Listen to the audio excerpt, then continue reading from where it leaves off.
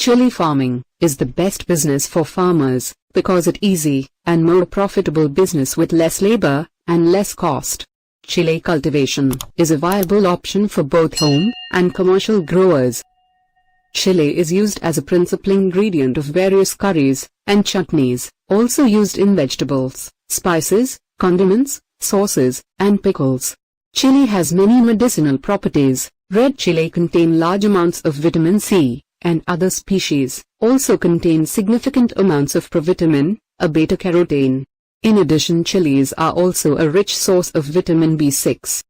Commercial chili farming business is a very common and popular business in many countries around the world.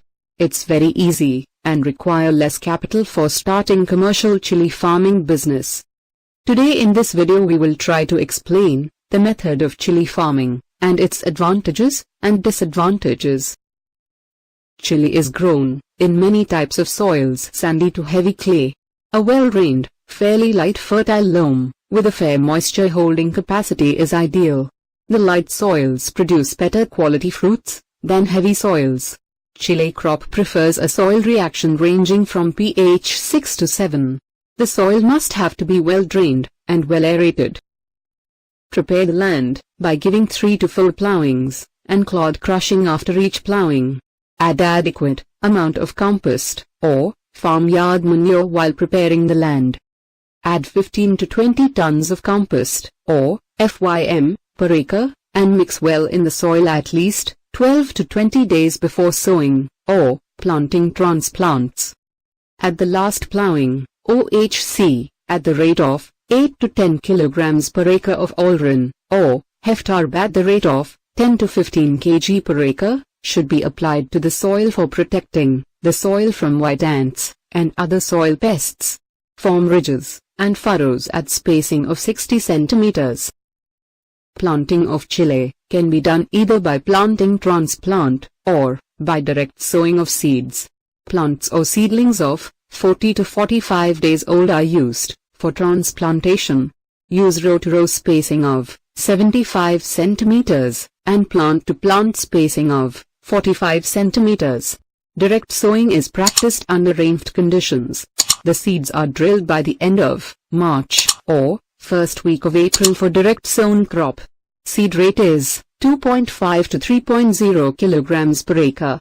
Thinning and gap filling is done on a cloudy day is done after 30 to 40 days of sowing. Apply nitrogen at the rate of 25 kilograms in form of urea nitrogen at the rate of 55 kilograms per acre, phosphorus nitrogen at the rate of 12 kilograms in form of single super phosphate nitrogen at the rate of 75 kilograms, and potash nitrogen at the rate of 12 kilograms in form of MOP nitrogen at the rate of 20 kilograms per acre. Apply half dose of nitrogen and full dose of phosphorus and potash at time of transplanting. Apply remaining amount of nitrogen after first picking. Chili plants can't withstand heavy moisture, so apply irrigation only when needed. Heavy irrigation causes lanky vegetative growth and flower drop.